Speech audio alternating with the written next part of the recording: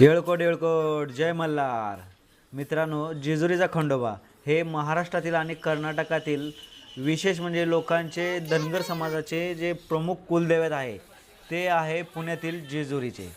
जेजुरी गडावर असलेले हे मंदिर सोन्याचे जेजुरी म्हणून प्रसिद्ध आहे, जिथे मणिमल्ल असुरांचा संहार केल्यानंतर खंडोबाने वास्तव्य केले असे मानले जाते. तर हे बघू शकता, जेजुरीचं हे मेन दरवाजा आहे जेजुरी गडावरील. हे मेन दरवाजातून आत प्रवेश केल्यानंतर मित्रांनो आहे मेन मंदिर. तर हे जेजुरी गड जे खालचं मंदिर आहे त्याला जेजुरी गड असं म्हणलं जातं, आणि इथून पुढं जे वरचं मंदिर आहे त्याला कडेफटार असं म्हणलं जातं. तर मित्रांनो, हे जे मंदिर आहे विशेषतः म्हणजे 15व्या शतकात बांधले गेल्याचे मानले जाते. हे बघू शकता मित्रांनो, किती भव्य दिव्य असे मंदिर आहे. सकाळी आम्ही इथं जवळजवळ पहाटे 6-6:30 वाजता पोहोचलेलो आहेत. त्यामुळं हे बघा, सकाळचं वातावरण किती मस्त वाटतं, किती प्रसन्न असं वाटतंय. तर मित्रांनो, वर चढण्यासाठी कमीत कमी 200 पायऱ्या चढाव्या लागतात. तर मित्रांनो, जिकडे बघाल तिकडे इथं जे भंडाऱ्याचे उधळण जे केलेले आहे त्यामुळं पूर्ण जेजुरी हे पिवळेशी झालेले आहे पूर्ण. त्यामुळं जेजुरीला काय म्हणतात, सोन्याची जेजुरी म्हणतात.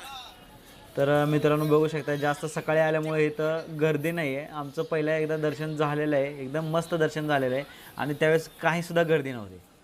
बघू शकता तुम्ही, इथं मंदिरात एकही गर्दी नाही, दिसतंय नाही. तर हे जे लावले रांगाचे जे लावलेलं आहे त्याच्यामध्ये एकही माणूस नाही, कारण की आम्ही सकाळी 6 वाजता इथं पोहोचलेले आहेत. म्हणजे घरून आम्ही पहाटे 5 वाजता निघालेले आहेत. तर मित्रांनो, पुण्यावरून जर तुम्ही येत असाल तर सकाळ सकाळ जर निघालात तर 1 तासामध्ये आरामशीर बिनधास्त पोहोचू शकताय तुम्ही.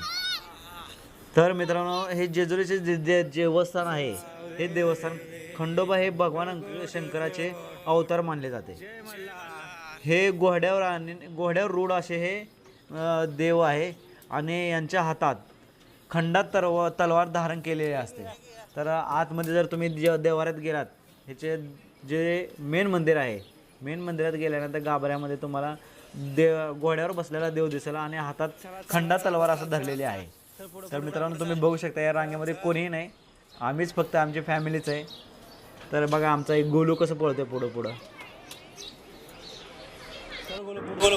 या देवाला पिवळा भंडारा आणि खोबरे अर्पण करतात. उत्सवाच्या वेळी पिवळ्या भंडाऱ्यामुळे संपूर्ण गड एकदम सोन्यासारखा चमकतोय, म्हणून त्याला सोन्याची जेजुरी म्हणतात. तर बघू शकता मित्रांनो, हे मेन मंदिर होतं जे आत्ता काही सेकंदात तुम्हाला जे दिसलं देवाचं दर्शन, ते मेन गाभाऱ्यातलं दर्शन होतं. तर आम्ही दर्शन करून बाहेर आल्यानंतर बघू शकता मित्रांनो, इथं जरा फोटो काढले आपल्या मुलांचे. त्याच्यानंतर इथं बघू शकता तुम्ही, जे इथं देवाचं जे अंगात आलं आहे ते इथं बघू शकता तुम्ही.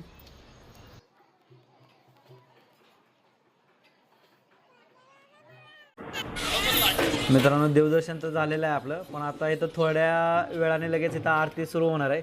तर आता आपण काय करूया, आरती करूनच इथून आता पुढच्या मार्गाला आपण निघूया. तर आरती लवकरच चालू होईल इथं आता.